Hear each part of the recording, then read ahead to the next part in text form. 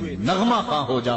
مالک کے حضور جب بندہ عزت سے سر جھکا دیتا ہے اللہ کی رحمتیں بندے پہ نازل ہوتی ہے۔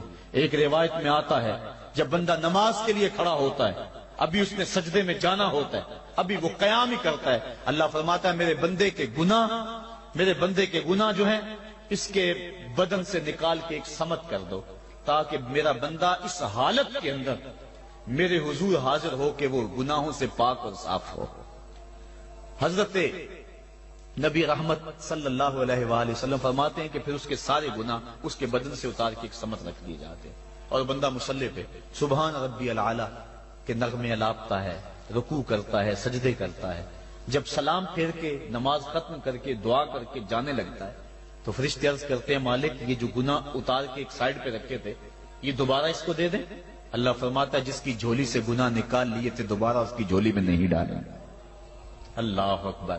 اور ایک روایت کے لفظ ہیں کہ جب بندہ نماز کے لیے کھڑا ہوتا ہے اس کے کندھوں کے اوپر سارے گناہ آ جاتے ہیں اور اس کے سر کے اوپر گناہ آ جاتے ہیں۔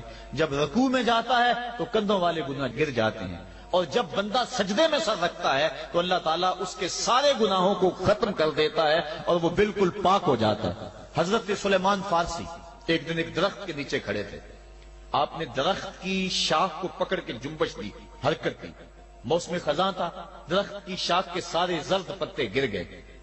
ایک صحابی پاس کھڑے تھے، انہیں پوچھنے لگے عثمان تو نے مجھے پوچھا نہیں کہ میں نے درخت کی شاخ کو یوں ہلایا کیوں ہے؟ انہوں نے کہا اچھا پھر آپ بتا دیں کہ آپ نے درخت کی شاخ کو یوں کیوں ہلایا ہے؟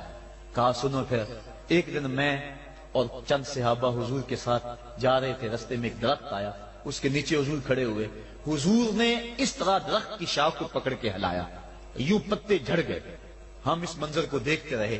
حضور علیہ السلام نے فرمایا سلمان فارسی تو نے مجھے پوچھا نہیں کہ میں نے اس درخت کی شاخ کو یوں کیوں ہلایا ہے؟ تو میں نے عرض کی حضور آپ بتا دیں کہ آپ نے کیوں ہلایا ہے؟ فرمایا سلمان جس طرح اس درخت کی شاخ کو ہلایا گیا اور سارے پتے جھڑ گئے، جب کوئی بندہ سجدے میں سر رکھتا ہے نماز پڑھتا ہے اس کے سارے گناہ دھل جاتے ہیں اور وہ پاک اور صاف ہو جاتا ہے۔ ایک دن فرمایا صحابہ اگر کوئی بندہ اس کے گھر کے سامنے سے نہر گزرتی ہو اور وہ دن میں 5 مرتبہ اس نہر کے اندر غسل کرے تو بتاؤ اس کے بدن کے اوپر کوئی میل کچیل رہ جائے گا؟ عرض کی نہیں۔ فرمایا اس طرح جو 5 نمازیں پڑھتا ہے اس کے بدن کے اوپر گناہوں کا میل نہیں رہتا۔ فرمایا الصلاۃ معراج المومنین، نماز مومنوں کا معراج ہے۔ عماد الدین الصلاۃ، نماز دین کا ستون ہے۔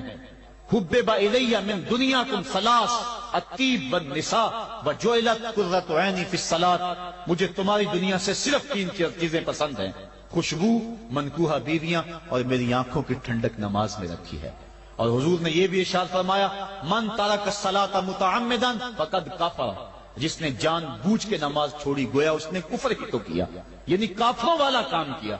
حضرت امام فخر الدین رازی نے تفسیر کبیر میں لکھا حافظوا علی الصلوات والصلاۃ الوسطی، اس آیت کریمہ کے تحت ایک عورت مدینے کی گلیوں میں چیخ رہی ہے اور کہنے لگی مجھے حضور کے در کا پتہ بتاؤ۔